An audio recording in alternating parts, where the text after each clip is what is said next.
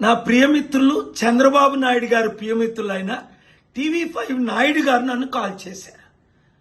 ఈరోజు మూర్తి గారే డైరెక్ట్ గా కాల్ చేసి మీ ఇంటర్వ్యూ కావాలన్నారు.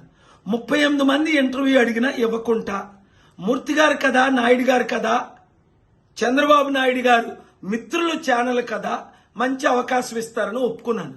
చాలా విచారం ఏంటంటే ఆయన నన్ను మాట్లాడనివ్వలేదు. ప్రవీణ్ పగడాల హత్య అని 100 మంది 1000 మంది రుజువులతో ముందుకు వస్తున్నారు. అది ఇన్వెస్టిగేట్ చేయాలి. ఇప్పటికి 22 ప్రశ్నలు అడిగాను. ఆ 22 ప్రశ్నలకి ఒకటానికి జవాబు లేదు. ప్రవీణ్ తాగుబోతూ ఆయనే తాగేశాడు, పోలీసు ఆయన్ని పట్టుకున్నారు అంటున్నారు. మరి చట్ట ప్రకారం పోలీసు పట్టుకున్నప్పుడు ఏం చేయాలి? ఆయన అరెస్ట్ చేయాలి, ఆయనకు ఫైన్ వేయాలి, ఆయన్ని కాపాడాలి, ఆయన్ని తొక్కకుండా మోటార్ సైకిల్ డ్రైవ్ చేయకుండా చూడాలి. మరి పోలీసు అవన్నీ చేయకుండా అక్కడ ఆయన కూర్చోబెట్టి ఆయనకు భోజనం పెట్టారట, లడ్డూలు ఇచ్చారట. ఇదా చంద్రబాబు నాయుడు గారు పోలీసులు చేస్తున్న పని? ఇప్పుడు ఆ పోలీసు కానీ ఆయన అరెస్ట్ చేసి ఉంటే ప్రవీణ్ యాక్సిడెంట్ అవ్వకుండా ఉండు కదా. ఇది యాక్సిడెంట్ కాదు, ఇది హత్యే. ఇలాంటి ప్రశ్నలు ఎన్నో ఉన్నాయి. నేను సుప్రీంకోర్టులో వేస్తాను, ఏపీ హైకోర్టులో అడుగుతాను, లేదంటే ఇంటర్నేషనల్ క్రిమినల్ కోర్టులో రేజ్ చేస్తాను, సిబిఐ నుంచి FBI వరకు ఇన్వెస్టిగేట్ చేయిస్తాను.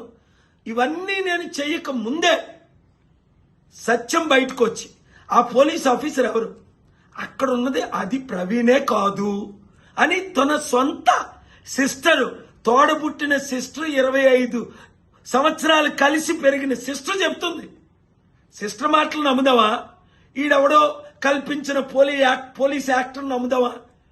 పోస్ట్ మార్టం కాకముందే ఇది యాక్సిడెంట్ అని చెప్పిన పోలీసులు నమ్ముదామా? అందుకే ఎవడు పోలీసులు నమ్మట్లేదు, మంచి పోలీసులు ఉన్నప్పటికీ. ఎందుకంటే హోమ్ మినిస్టర్ ఏం చెప్తే అదే చేయాలి కదా పోలీసులు. లేదంటే వాళ్ళు ట్రాన్స్ఫర్ చేయరు, లేదంటే వాళ్ళు ప్రమోట్ చేయరు. ఇదే జరుగుతుంది. అందుకనే కోర్టుల మీద, పోలీసుల మీద ప్రజలకి నమ్మకం పోయింది. ఆ నమ్మకం తీసుకురావడం కొరకే చంద్రబాబు నాయుడు గారు దీన్ని పూర్తిగా ప్రాపర్గా ఇన్వెస్టిగేట్ చేయించి ఇప్పుడున్న పోలీసుల్ని తప్పించి రాష్ట్రాన్ని కాపాడాలి. 20 కోట్ల క్రైస్తవులకి న్యాయం చేయాలి.